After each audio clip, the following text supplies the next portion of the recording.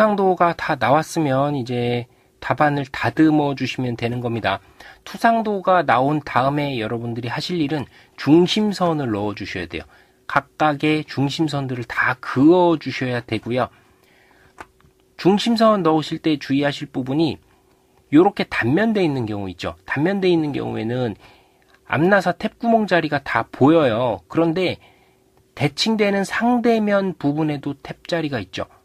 그런데 요거 수문선으로 표현하실 필요는 없거든요. 그러면 이 반대편에도 똑같은 탭구멍이 있다라는 걸 표시해 주는 방법은 똑같은 중심선을 반대편에도 똑같이 넣어 주시면 되는 거예요.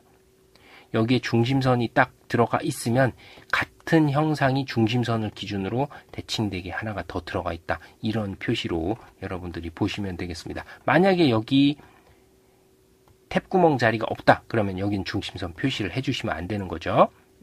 그 다음에 위쪽에 평면도에 보시면 중심선이 또 하나가 있는데 이 위치는 뭐냐 하면 평면도상에서 평면으로 단면된 평면도상에서의 중심구멍의 위치 이걸 나타내는 거예요. 정중앙에 꼭 뚫리라는 법이 없잖아요. 그러니까 어디에 있는지 이건 알 수가 없는 거죠. 여기서 중심 표식을 안 해주시면 실제로 이쪽 면에서 여기까지의 거리 혹은 이쪽 면에서 여기까지의 거리를 알 수 있는 방법이 없어요. 그죠? 관련된 투상도가 없을 때는 그렇습니다. 이쪽 정면도에 관련된 투상도 지금 평면도 하나밖에 없는데 중심선 표시를 안 해주시면 이 앞나사 탭구멍이 위아래로 위치하는 높이가 얼마인지는 알 방법이 없게 돼버리는 거예요. 그래서 이 부분은 중심선으로 표시를 해주셔야 된다. 그리고 좀 상황이 여의치 않다 그러면 수문선으로 다시 이 탭구멍 표시를 따로 해주시는 것도 하나의 방법이다 라고 보시면 되겠습니다. 자, 중심선을 다 각기 기입을 해주세요. 원의 정중앙에도 맞게 중심선 기입을 다 해주시고요. 마찬가지예요. 나머지 부품들 중심선 들어가야 되는 부분 중심선 처리를 다 해주시면 투상도 다듬기 이제 끝난 거죠. 이제 치수 기입을 진행을 하시면 되는 거예요. 그 이후에 치수 기입을 진행하는 내용을 제가 치수를 다 일일이 이거 기입해서 보여드리면 좋은데 이렇게 하면 2시간, 3시간 해도 설명이 끝나지를 않아요. 계속 여러분들이 치수 기입하는 거 보고 있어야 되기 때문에 결론을 말씀을 드리는 겁니다. 자, 치수 기입을 할 때는요, 제일 중요한 게 있어요. 전체 높이, 제품의 전체 높이가 나와 있어야 되고요. 전체 폭이 나와 있어야 됩니다. 그리고 최종적으로 제품의 깊이 부분까지. WDH로 표시되는 이쪽이 W, D는 보통은 이쪽이 D, H는 전체 높이, WDH로 표현되는 치수는 반드시 있어야 돼요. 이거 없으면 감점입니다. 치수 기입을 해주셔야 되고요. 본인이 치수 집어넣는 게 맞는지 아닌지, 그 다음에 치수가 누락된 부분이 있는지 없는지 요걸 판단하려고 하면 이 투상도만 가지고 다시 3D를 그려본다고 가정을 해보시면 돼요. 셀프로 도면 검도하실 때 현재 있는 투상도 가지고 3D를 요거 외에는 아무것도 참고할 수 있는 게 없다고 가정을 하고 이제 도면을 그리는 거예요. 3D 모델링을 하는 거예요. 모델링을 할 때 문제 없이 모델링이 완성이 되면 이거 치수 기입은 제대로 된 겁니다. 아셨죠? 이거는 무슨 뜻이냐? 결국은 예전에는 3D라는 게 없었잖아요. 아주 옛날에는. 그죠? 도면 가지고 제품을 가공하고 제품을 만들어낸 제품을 검사를 하고 그랬어요. 그런데 이걸 가지고 3D로 그대로 그려낼 수 있는 거는 실제로 가공하는 과정이랑 같은 거거든요. 가공하는 과정에서 가공자가 쇠를 가지고 깎아서 이거랑 똑같이 구현을 해내는 건데 3D로 만들어내는 것도 결국은 이 도면을 보고 해당 치수를 정확하게 만들어서 모델링을 완성시킬 수 있다 하면 이 도면은 이상이 없다는 거예요. 이해가 되십니까? 그렇게 이해를 해주시면 되겠어요. 그래서 여러분들이 이 도면이 제대로 치수가 매겨졌는가, 치수 누락된 부분은 없는가, 이걸 살피는 것은 얘를 가지고 3D를 그릴 수 있는지 없는지 요거를 한번 생각을 해보시면 돼요. 아예 생소한 부품이면 보시고 이게 뭐지 하고 생각하실 수가 있는데 현재 이 투상도는 어떻게 나온 거예요? 여러분들이 먼저 3D를 그렸잖아요. 그렸기 때문에 해당 부품을 다 알고 있는 상태예요. 방금 전에 그렸잖아요. 방금 전에 그린 부품이니까 이 부품 어떻게 그렸지 하고 알고 있는 상태란 말이에요. 익숙한 부품이라고 이미. 이 부품을 가지고 다시 3D로 그릴 수 있는가 없는가 금방 보여요. 이거는 금방 보이는 거예요. 그렇죠? 그럼 뭐를 주의하셔야 됐어? 3D로 그릴 수 있는지 없는지를 판단해 보시면 치수 누락이 있는지를 찾아낼 수 있죠. 그럼 주의하셔야 될 부분은 중복 치수에 주의하셔야 되는 거예요. 다 기입을 해놓고 여기다가도 이거 얼마야 이거 90이라고 써놓고 밑에다가 또 90이라고 썼어. 이건 중복 치수 감점이라는 거예요. 90이라고 써놓고 여기 64라고 해놓고요. 이쪽 폭은 또 얼마예요? 이쪽 폭 얼마? 이쪽 폭 얼마? 다 썼어요. 한 치수를 최종 기장을 써놓고 기장이나 폭을 써놓고 거기에 밑에 있는 치수를 끊어가지고 다 합쳐서 위에 치수랑 똑같이 나오게 하면 이것도 중복 치수인 거거든요. 어떻게 하셔야 되냐면 비워 놓으셔야 돼요. 얘는 만약에 치수를 표시한다 그럼 여기까지만 딱 표시하면 끝이라는 거예요. 90, 13, 64 여기까지가 끝입니다. 중복 치수가 되면 이렇게 표시하시게 되면 중복 치수 감점이라는 거예요. 90, 13, 64, 14 요거 다 더하면 어차피 또 90이잖아요. 그죠?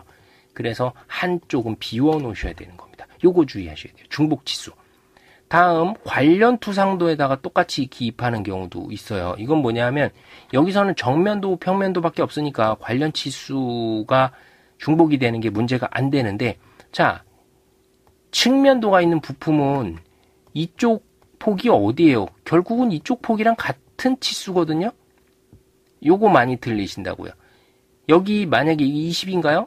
20이라고 표현을 해놓고 치수를 여기다가 또 20을 딱 기입을 해요. 뭐 중복 치수 같은 거잖아요. 그래서 이런 쪽에 중복되는 치수를 기입을 하시면 안 됩니다. 표면 거칠기 얘기도 마찬가지지만 표면 거칠기도 마찬가지예요. 여기서 X라고 줬는데 이 면이 어디예요? 결국은 이쪽 안쪽 아니에요? 이쪽 안쪽 그죠? 안쪽이 아니고 바깥쪽일 수도 있지. 요 면이 요 면인 거잖아요. 이 면에다가 지금 X 거칠기라고 줬는데 또 거칠기 X라고 주면 거칠기 중복 부여인 거예요. 그나마 X라고 주고 여기다가 X라고 줬으면 상관이 없는데 여기는 X라고 주고 또 여기 Y라고 줬지. 이건 감점이죠. 이렇게 중복되는 걸 조심하라는 말씀입니다. 중복 치수 정면도, 평면도, 측면도가 다 있을 경우에는 다 유관이 돼 있죠. 관계가 있죠. 관계가 있는 부분에 치수를 2번 넣는 일이 없도록 해주셔야 돼요. 그래서 전체 치수 넣고 밑에다가 또 똑같이 넣는 일이 없도록 해주시면 되는 겁니다. 그럼 결국은 치수 넣을 때 여러분들이 주의하셔야 될 점 1번 치수 누락이 발생되지 않게끔 할 것, 2 중복 치수가 없게끔 할 것. 2가지예요. 끝입니다. 하나 더 들자면 3개. 평면도에다가 치수 기입해놓고 측면도에다 똑같은 자리에 또 기입하지 않게 한다. 요건 조심하셔야 될 내용이죠. 이거 몇 번 해보셔야 돼요. 처음에는 뜻대로 안 됩니다. 자, 그래서 투상도 다 다듬고 나면 중심선 넣어주시고요. 중심선 넣어주시면 치수 기입해주시면 되고요. 그 다음에 지시선을 뽑아서 치수 기입하실 수도 있어요. 물론 여기다가 대고 메파이 그 다음에 수로 이런 식으로 표현할 수도 있지만 지시선으로 그냥 뚫어진 구멍의 형태를 표현할 수도 있습니다. 편한 경우에는 지시선으로 표현을 하시면 되고요. 치수기 끝나시면 이제 기하공차 기입을 해주시면 되는 겁니다. 일괄로 기입을 하세요. 일괄로. 부품도 정리할 수 있게끔 이런 식으로 정리를 해두시고 기하공차를 한 번에 다 넣어주시라고요. 그래야 기하공차를 누락하는 일이 안 생기죠. 근데 물론 불운한 경우에는 기하공차를 아예 싹 다 안 넣어버리는 경우도 생길 수 있으니까 아예 그냥 순서를 정해두세요. 투상도 정리, 중심선, 그 다음에 치수 넣고 바로 기하공차 따다다닥 다 넣어주실 수 있도록 그렇게 해주시면 되는 겁니다. 아셨죠? 기하공차가 다 넣어진 다음부터 그때 이제 표면 거칠기를 넣어주시면 되는 거예요. 그러면 표면 거칠기 먼저 놓고 기하공차 넣으면 안 될까요? 이거는 조금 문제가 될 수 있어요. 여러분들이 선택하기 나름인데 어떤 부분에서 문제가 될 수 있냐? 기하공차는 길죠. 일단 크기가 커요.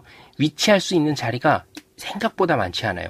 얘 지금 도면 밖에 있으니까 자리가 많아 보이지만 도면에다가 정리를 딱 하려고 그러면 자리가 부족한 경우가 많습니다.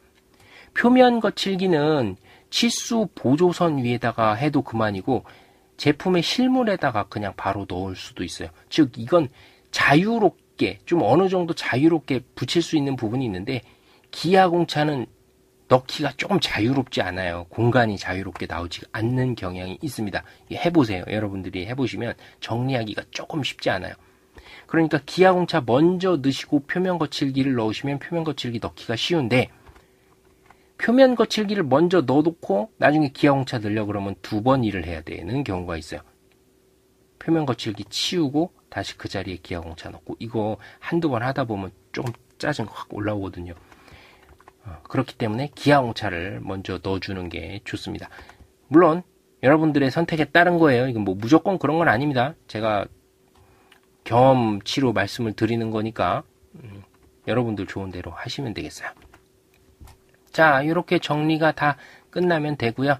기아공차는 지금까지 배웠었던 내용 중에 뭐 굳이 치공구로 말씀드리자면 직각도, 평행도, 뭐 평면도, 대칭도, 또 뭐 위치도 정도, 요 정도 잘 활용하면 어지간한 치공구는 다 맞춰 주실 수가 있죠. 이건 앞서서 했었던 어떤 부품들에서 계속 넣는 연습을 반복해서 한번 해봤으니까 그 내용 참고하셔서 넣어주시면 되고요. 뭐 크게 그렇게 비중 있게 생각하지 마십시오. 그냥 요거 좀 장식이라고 해야 되나요? 틀리지만 않게 배치를 딱 해주시면 되는 거예요. 너무 스트레스 받지 마시라고요. 기아공차 때문에 스트레스 받아가지고 막 못하시는 경우가 있는데 스트레스 많이 받지 않으셔도 된다는 말씀을 드리려고 굳이 말씀을 드린 거예요. 지금 배운 내용대로만 여러분들 적용하시면 뭐 크게 문제는 없을 겁니다. 일단 끼워 맞춤 공차가 들어가는 부분 요거 하나라도 없으면 도면상에 끼워 맞춤 공차가 없을 리가 없는데 끼워 맞춤 공차 하나도 안 들어가면 실격되니까요. 끼워 맞춤 공차 반드시 신경 써주세요. 요거 뭐 별로 넣을 데가 없긴 하지만 아예 없으면은 문제가 크게 되는 경우가 있으니까 만약에 채점관이 못 보고 넘어가면 상관이 없는데 못 보고 넘어갈 리가 없죠 그걸.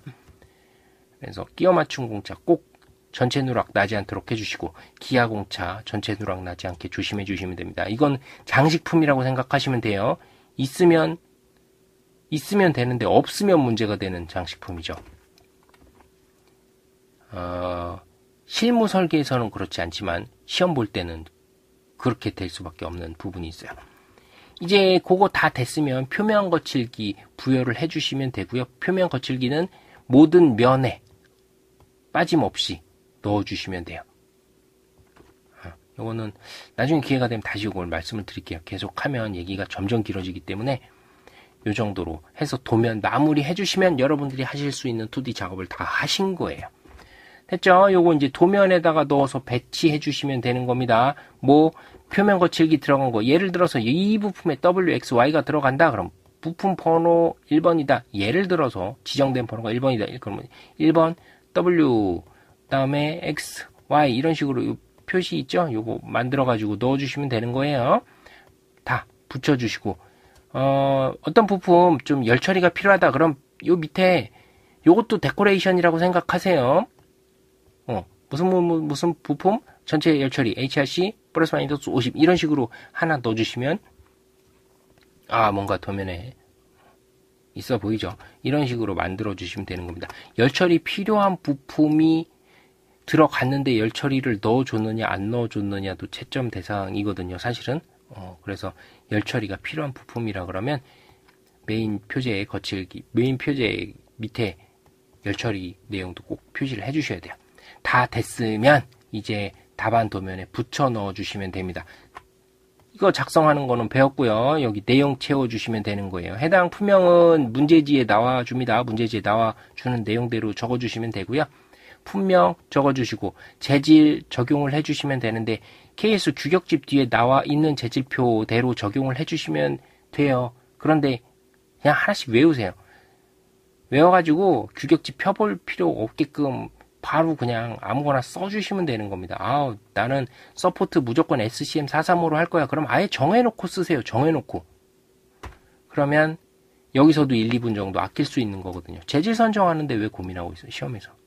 정해놓고 그냥 쓰시면 되는 거죠. 그죠?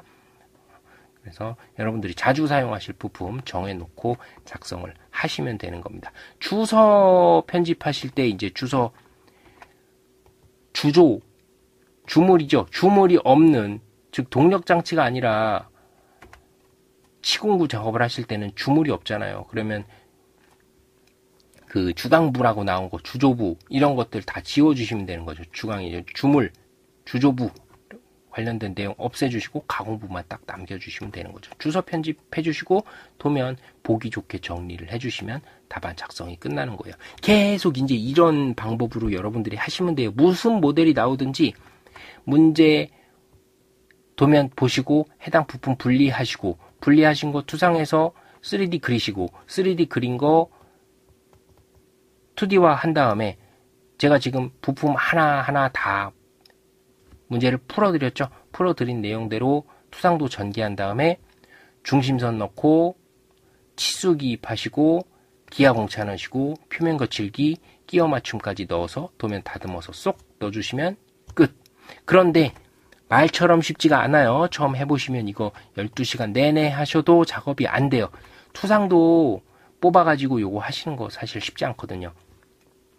어느 부분이 필요한 투상도인지 이 방향을 처음에 보기가 너무 힘들어요. 많이 해보시는 방법밖에 없습니다. 처음에 12시간 이상 걸리게 될 겁니다. 도면 요거 만드시면 요거 비정상이 아니에요. 여러분들이 머리가 안 좋은 게 아니고요. 원래 안 돼요. 처음에 하시면 오래 걸립니다. 이 시간이 점점 줄어들게 되실 거예요.